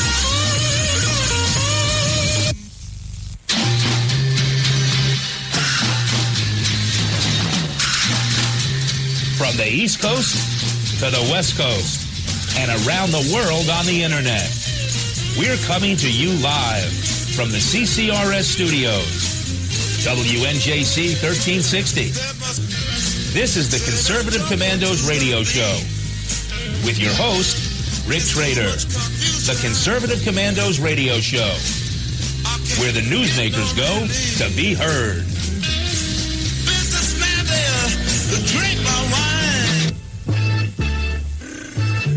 You can call the Conservative Commandos radio show at 856-227-1360. Your opinion counts at 856-227-1360. This is Congressman Alan West, and you're listening to the Conservative Commando radio show. Welcome back to Conservative Commandos radio show with Sharon Engel and yours truly, Rick Trader. For rebroadcast of our shows, check out our websites, ccrshow.com or ccrsnetwork.com, or mornings at 9 a.m. Please log on to leadingedgeradionetwork.com. And if you want to hear our show any time of the day from your telephone, please call 832-999-1199. Our next guest, is Art Harmon. He's the director of the Coalition to Save Manned Space Exploration, and he was the legislative director, for Congressman Steve Stockman, who represented NASA's Johnson Space Center, and Art was also Congressman Stockman's space advisor. Art has worked in the public policy arena for 3 decades down in Washington. He's a powerful advocate for launching a bold space program. And Art Harmon, welcome back to Conservative Commandos radio show. Oh, thanks, Rick and Sharon. Delighted to be back on with you. It's always a pleasure. Well, the pleasure's always ours, Art, and we've asked you to join us today with your experience working on Capitol Hill, having your pulse on what goes on in Washington, D.C. We wanted to bring you on today to talk about Iowa, the results, moving on, whatever. So were you surprised by Ted Cruz's victory in Iowa? No, I wasn't. Very, very pleased. Ted ran a beautiful, picture-perfect campaign. He had a great ground operation, knocking with volunteers and the supporters, knocking on doors and making phone calls.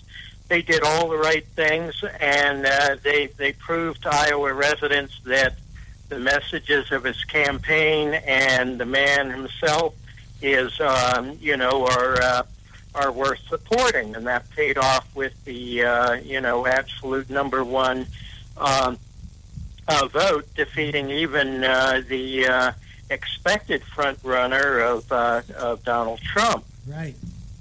Well, we just were speaking with Dan Kish from the Institute for Energy Research, and we're talking about ethanol, and it seems like Ted Cruz broke one of the golden rules campaigning in Iowa. That's he came out against ethanol. But what other issues were on people's minds in Iowa?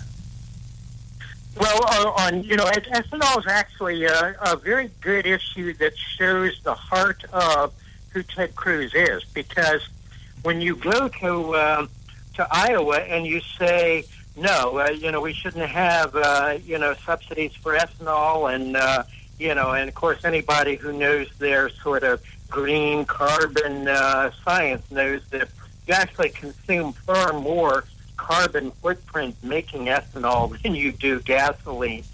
And so it's actually a net detriment. But to go to Iowa and say you're against it because of free market principles, and to get the support, what that shows is that the people of Iowa do see through the, well, you have to be for it because we grow corn and so forth here.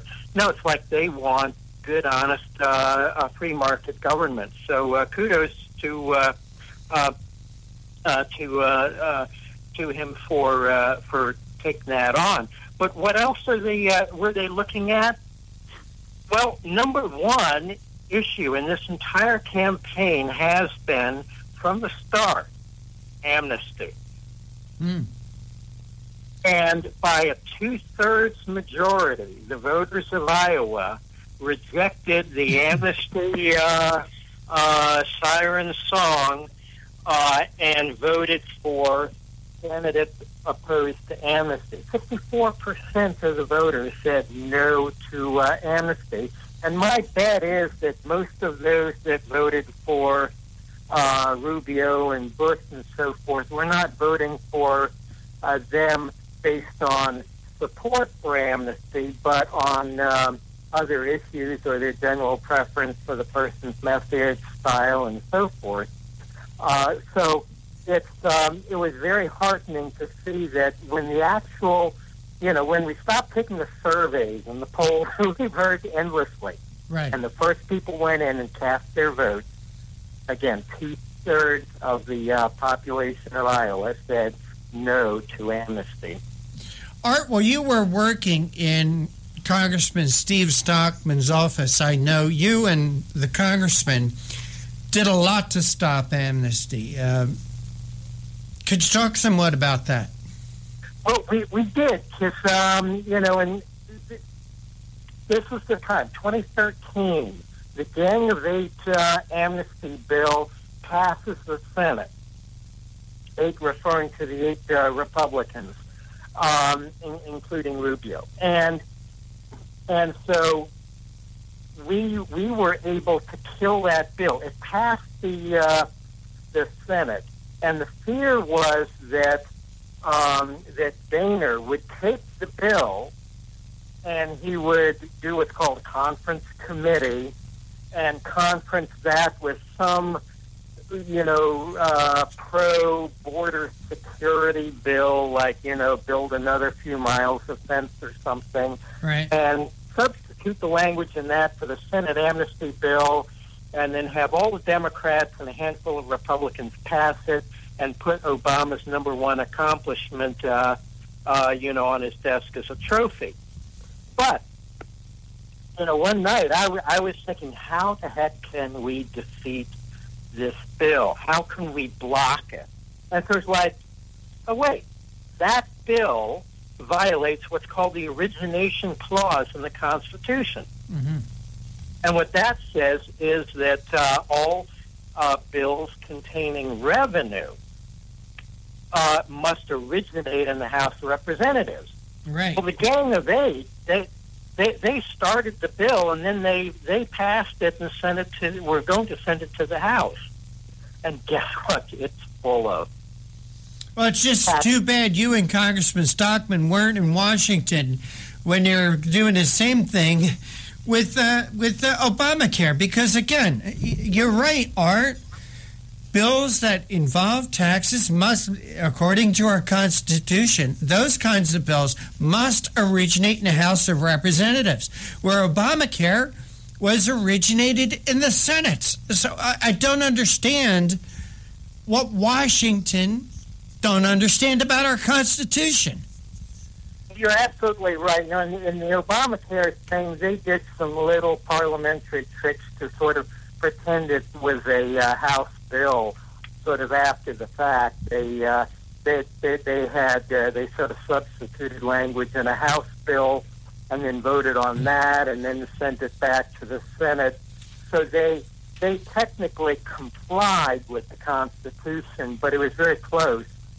And it was, you know, basically it was a dirty trick, you know,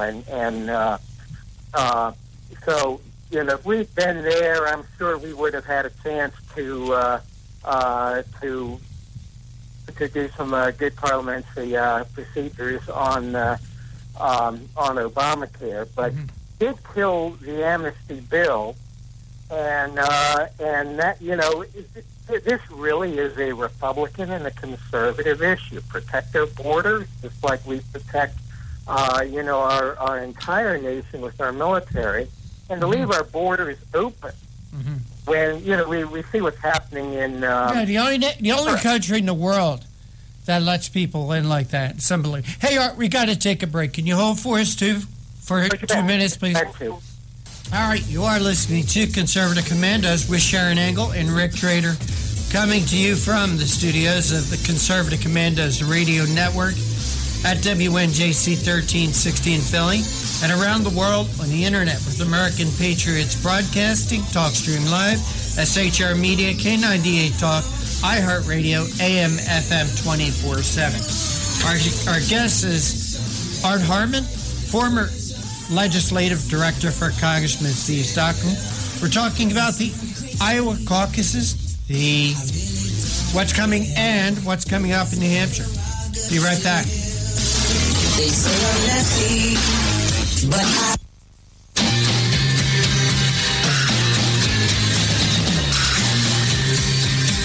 The Conservative Commandos radio show is expanding to become the Conservative Commandos Radio Network. We are establishing a front line of conservative radio broadcasters and ironclad patriots to declare war against the madness of liberalism and the Obama administration. Are you tired of the disregard for our Constitution? Do you still have faith in the American dream? Are you looking for sensible, smart radio? If so, listen to the Conservative Commandos Radio Network every weekday from 11 a.m. to 7 p.m. and Saturdays from 2 to 6 p.m. on WNJC Radio, 1360 on your AM dial, or around the world on the internet at WNJCradio.com. Check out our website, CCRSnetwork.com, for rebroadcasts and network updates. We are the Conservative Commandos Radio Network, where now even more newsmakers go to be heard. Hi, this is Bob Vide, owner of Bob's Little Sports Shop in Glassboro, New Jersey. I've had the opportunity to travel in many foreign countries, and I've seen what happens to people when they lose their freedom. I wrote this poem. Give us freedom was the cry as they marched throughout the night. At Concord Bridge in Trenton, for freedom they would fight. To build a nation that would last with peace and liberty, it is a job that's never done if we are to be free. They wrote a declaration to announce that we are free, then a constitution for all the world to see. But this is ink on paper. We must make it last. It must always be defended, and that is quite a task. Today the battle rages for freedom in our land. To save our Constitution, we all must take a stand. We must stand up for freedom in our actions every day, and you can stand up with us. Join the NRA. This is Bob Biden of Bob's Little Sports Shop in Glasper, New Jersey. You may call us at area code 856-881-7575 or visit us online at bobslittle.sportshop.com.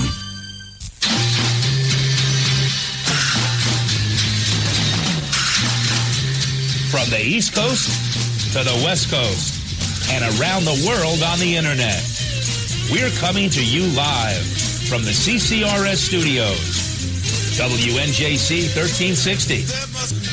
This is the Conservative Commandos radio show with your host, Rick Trader. The Conservative Commandos radio show, where the newsmakers go to be heard.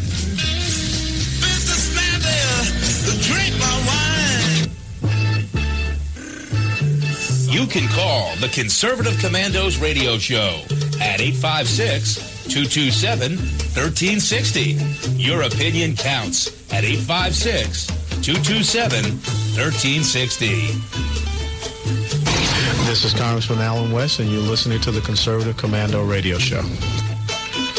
You are listening to the Conservative Commandos radio show with your host, Rick Trader, and yours truly, Sharon Engel. We've been talking with Art Harmon about Iowa, and if you would like to hear a rebroadcast of today's show, please check out our website, ccrsnetwork.com and ccrshow.com.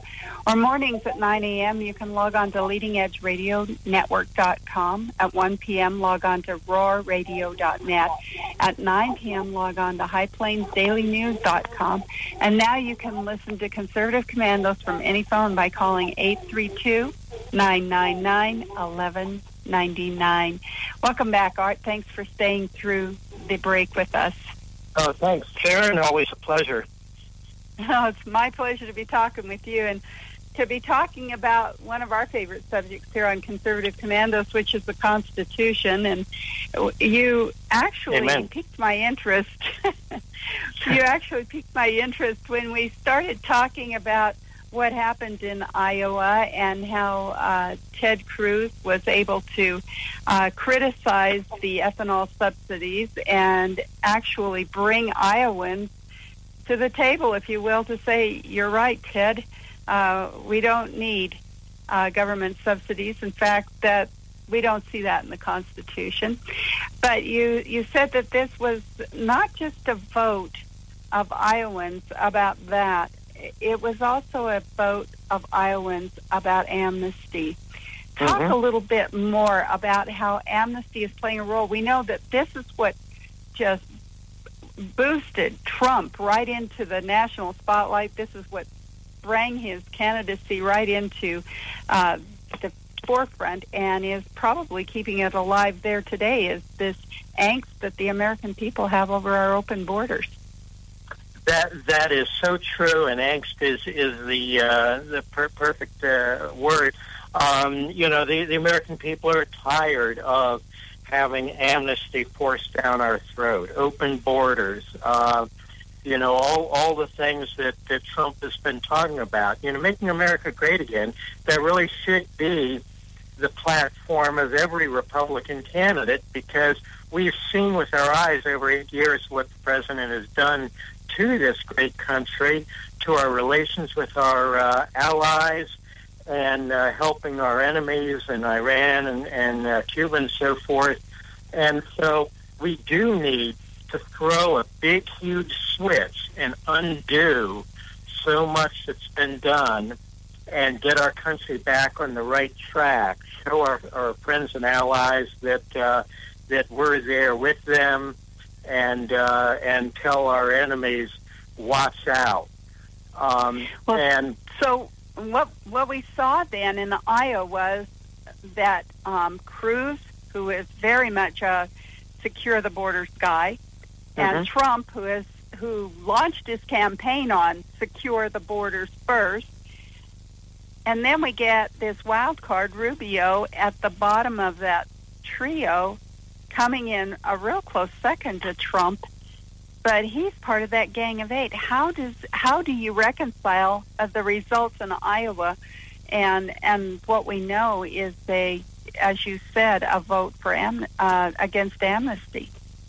Well, I think that the 2/3 of Iowan voters that voted against the amnesty candidates, I think it's even more than that. I'd probably say half, 3/4, 2/3, perhaps even 90% of those who voted for Marco Rubio, and those who even voted for Jeb or Christie and so forth, were not voting for them because they want amnesty. I think virtually every Republican and a whole lot of Democrats I've spoken with don't want amnesty. But there's many things that make Marco a very attractive candidate. Youthful, talking about the future, his family story. It's very compelling, and so I think a lot of people were overlooking that or trying to trust him to some of his recent statements that, well, I really will secure the border before I do amnesty, and so I don't think they were voting for amnesty. I think they were that they were trying to believe that he will be true to his current word, not his Gang of Eight word, to hold off on amnesty until the border is secured. And just as you have a door in the front of your house and you lock your car door, we need not just some drones and some sensors and people driving around in Chevy Suburbans watching the border. No, we need a fence, and that I'm working on a piece that I'll be publishing on Red State on the cost of the border fence, because they'll say it's hundreds of billions, it's trillions, it's whatever. No, under probably between $10 and $20 billion tops, and we can protect our border. Well, and as you say, Art, we should. I also, Trump has leveled some arguments against Ted Cruz's citizenship, but doesn't Marco Rubio have some of the same problems? Not maybe the exact same, but Marco Rubio's parents were not citizens when he was born in this country. They were here on... Well, neither was, Sharon, if I could... Neither was Donald Trump's mother.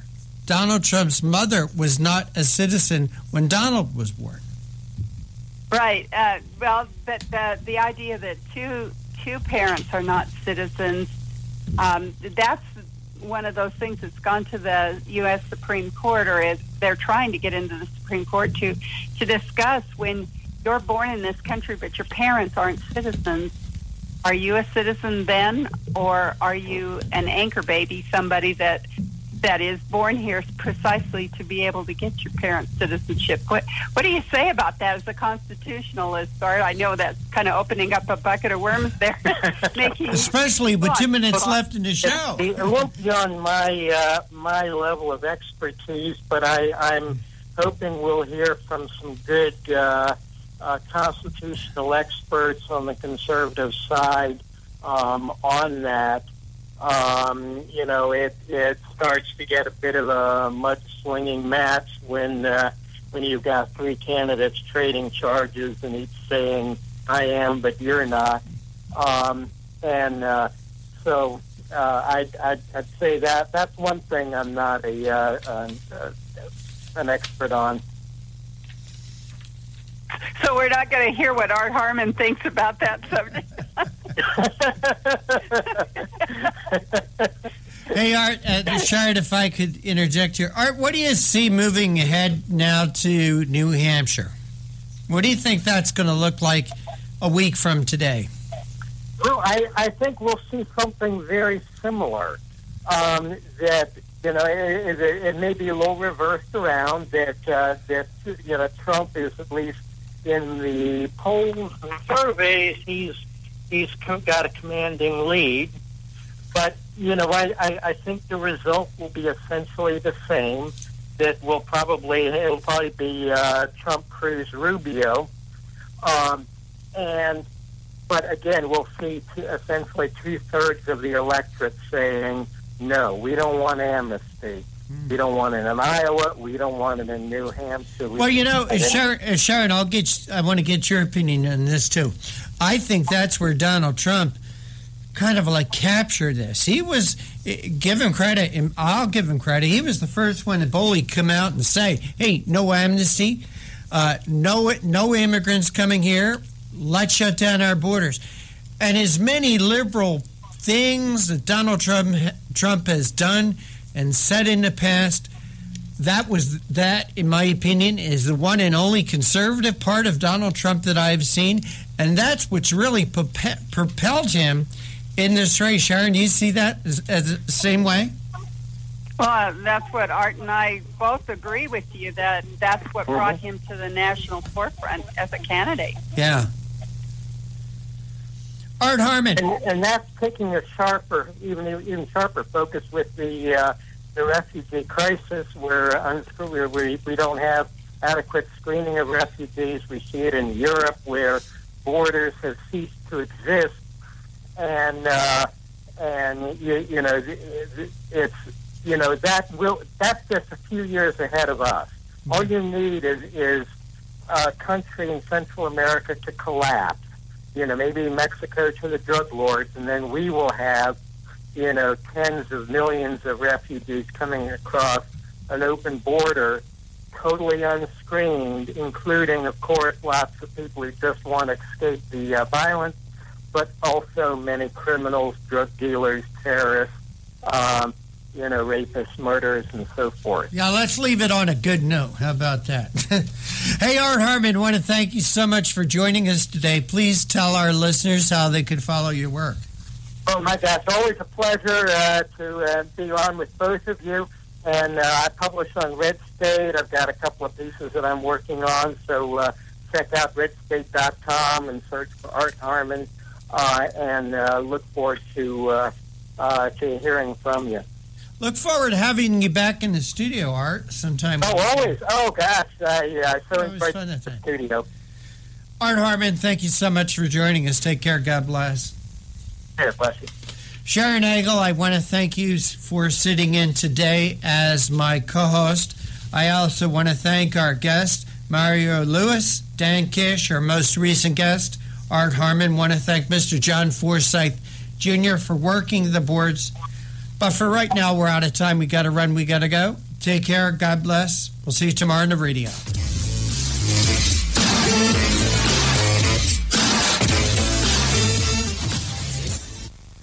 This is 1360 AM.